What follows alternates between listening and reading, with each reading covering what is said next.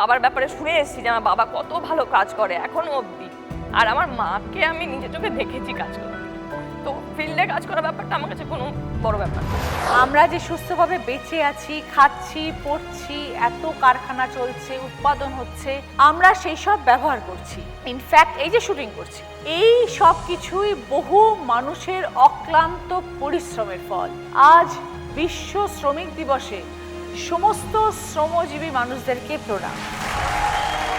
আসমিনাদি, আপনি পাট কাজের সাথে যুক্ত আছেন, কাজটা একটু বুঝিয়ে বলুন কি করতে হয় আপনাকে। দিদি, আমাদের একটা মেশিন আছে, সাইকেল কিংবা ভ্যানের যে চাকা হয় না, ওই চাকার সঙ্গে স্পোকগুলো খুলে নেওয়া হয়। আচ্ছা, স্পোকগুলো খুলে নিয়ে হুপ লাগানো হয়। আচ্ছা, এই যে ছোলা পাট আছে, এই পাটটা হুপের সঙ্গে এরকম দেয়া হয়। আচ্ছা, দিয়ে পিছনে 40 পা হেঁটে গিয়ে এরকম কেটে কেটে এই পাটটা ডান পায়ে ধরে বাম পায়ে পাটটা ধরে কেটে কেটে যেতে হয়। ও একবার গেলে কিন্তু দিদি এই দড়িটা তৈরি হবে না।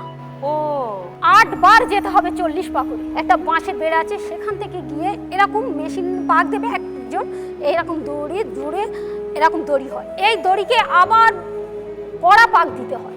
আচ্ছা, কড়া পাক দিয়ে তাকে রেখে আবার একটা বাঁশের এরকম একটা ঠেঙো বলা হয় ভাষায়, ওই ভাষাতে দড়ি তুলে এইটাকে এই বেটো টাইপে তৈরি করা হয়। আচ্ছা, আমি এই কাজ করি পাটে। কিন্তু এই যে পেঁচানোগুলো কি করে হচ্ছে? যখন আমরা দড়িটা তৈরি করছি, ডান দিক থেকে বাম দিকে উঠছে, আচ্ছা, কেটে যাচ্ছি, আর যখন আবার এই দড়িটা করছি তখন বাম দিক থেকে আবার ডান দিকে উঠছে, তখনই প্যাঁচটা হচ্ছে। হ্যাঁ, তখন প্যাঁচটা দুটো দড়ির সংমিশ্রণে প্যাঁচটা পড়ে যাচ্ছে। তো প্রত্যেকদিন মোটামুটি তুমি কতখানি করো? 40 কেজি করতে হ্যাঁ, পারো? প্রতিদিন 40 হয়ে যায়, 45 হয়ে যায়, আবার কোনোদিন দিদি শরীরের উপরে 30 হয়, 35 হয়, ঠিক নেই। কিন্তু আমাদের সবসময় একটা টার্গেট থাকে, আমরা প্রতিদিন 40 কেজি করে কাটবো।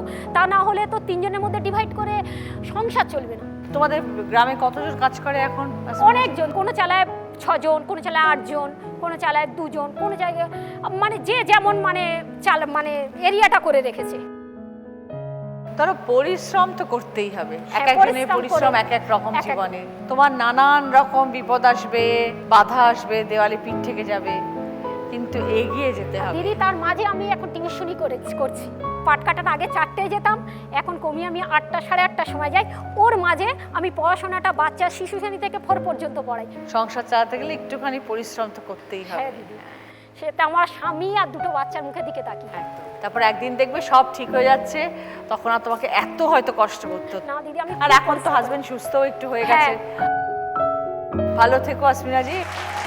আমাদের কলকাতা শহরে কিন্তু এখন প্রচুর পেট্রোল পাম্পে মহিলারা রয়েছে। হ্যাঁ, তো তোমাদের ওখানে কি তুমি মানে তোমার জায়গায় আরো অনেক মহিলা আছেন নাকি? আরো 2 জন আছে মহিলা, আর আচ্ছা। বাকি সব ছেলে আছে। কত বছর হয়ে গেল করছো টুম্পা? 3 বছর। কেন শুরু হলো, মানে কিভাবে তুমি এখানে জয়েন করলে? আমি একজন খুবই দরিদ্র পরিবারের মেয়ে। আমরা 2 বোন। বাবার গ্রামে একটি ছোট্ট মুদিখানার দোকান রয়েছে। খুব অল্প বয়সে বাবা আমাদের বিয়ে দিয়ে দেন। বিয়ের 1 বছর পর আমার মেয়ে হয়।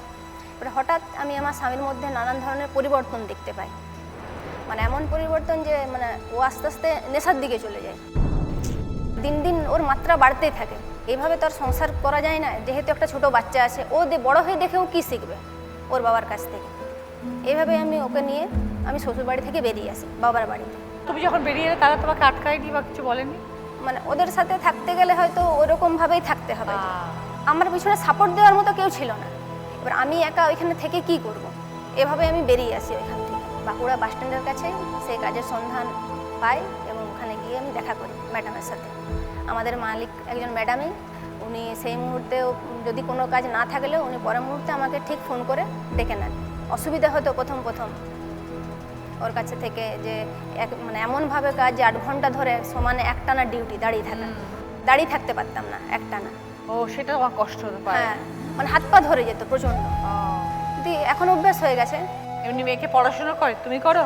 হ্যাঁ, আমি ডিউটি সেরে তারপরে মেয়েকে নিয়ে আবার আমাকে বসতে হয়। তো তোমাকে তো জীবনে এগিয়ে যেতে হবে। আমাকে তো জীবনে অবশ্যই এগিয়ে যেতে একদম। হবে। কষ্ট মেয়েটার করতে মুখের হবে, দিকে কাজ করতে হবে, মেয়েকে মানুষ করতে হবে, নিজের পায়ে দাঁড়াতে হবে। হ্যাঁ, তাই না? মেয়েটার মুখের দিকে তাকিয়ে দিয়ে আমি এত কষ্ট সহ্য করছি। তাই তো, একদমই তাই। জীবনটাই লড়াই, আর লড়াই করে করেই আমাদের জীবনে জয়ী হতে হবে। হ্যাঁ, একদম। টুম্পা, ভালো থাকো, সুস্থ থাকো, যে কাজটা করছো সম্মানের সাথে করে যাও, ঠিক আছে?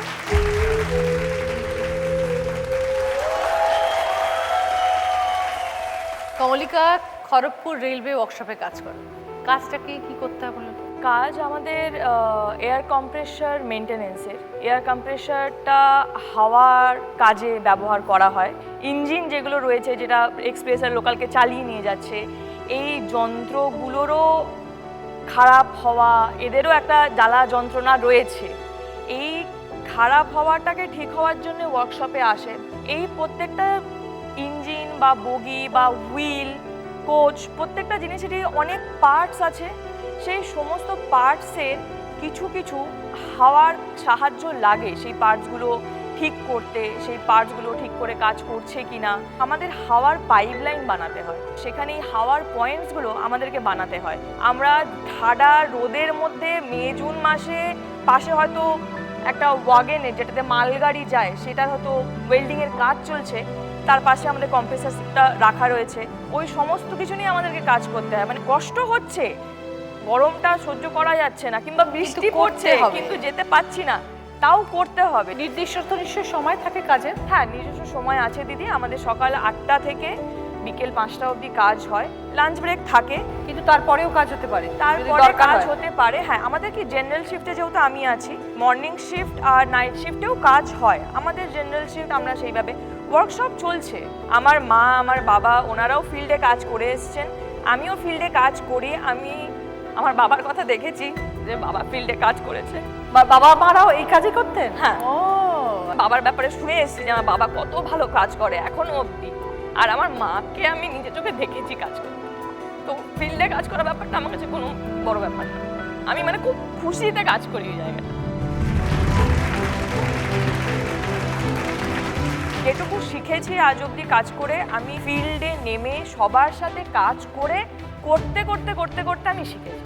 খুব ভালো। Thank you. All the best Kamalika, এইভাবেই জীবনে এগিয়ে যাও। ভারতীদি জলের কারখানায় কাজ করেন। হ্যাঁ দিদি। 20 লিটারের ড্রাম যেগুলো আমরা দেখতে পাই মার্কেটে, হ্যাঁ দিদি। কাজটা কি করতে হয়? কাজটা কি মূলত? যখন জারগুলো দিদি ফাঁকা হয়ে আসে হ্যাঁ। তখন তো কারখানায় আসে ওগুলো, সেইগুলো ভালো করে ঠান্ডা জল দিয়ে পরিষ্কার করতে হয়, তারপর সেটা আবার গরম জল দিয়ে পরিষ্কার করতে হয়, করার পর সেটা আবার মেশিনে যায়, তারপর ওটা বোর্ডে যখন লোড হয়ে আসে তখন আমাদের ওটা সিল করতে হয়। তো মোটামুটি কতক্ষণ কাজ করতে হয় ভারতীদি দিদি সারাদিন? 9টা থেকে 7টা পর্যন্ত 1 ঘন্টা টিফিন দেয়, লাঞ্চ টিফিন দেয় সারাদিন তাহলে কেটে গেল? সারাদিন দিদি। হ্যাঁ, রোজ? রোজ। সপ্তাহে একদিন ছুটি? ওই যখন ছুটি নেয় তখন যদি বলে তোমার শরীর টরি খারাপ হলো আসতে পারলো, সেটা ইয়ে করে দেয়। এমনি একটা দিন না ছুটি না নেই? না দিদি, ওই বিশ্বকর্মা পুজোয় ছুটি থাকে, ওটা তো আলাদা। আর পুজোয় একদিন থাকে। পুজোয় একদিন ছুটি? হ্যাঁ দিদি। মানে জল মানে জীবন, জলের সাপ্লাই দিয়ে যেতে হবে। আর জলের কাজটা দিদি খুব পরিষ্কার পরিচ্ছন্ন ভাবেই করতে হয়। ভালো থাকবেন ভারতীদি। হ্যাঁ দিদি, আপনিও থাকবেন, আপনাকে দেখি হ্যাঁ, খুব ভালো লাগে। একদম একদম।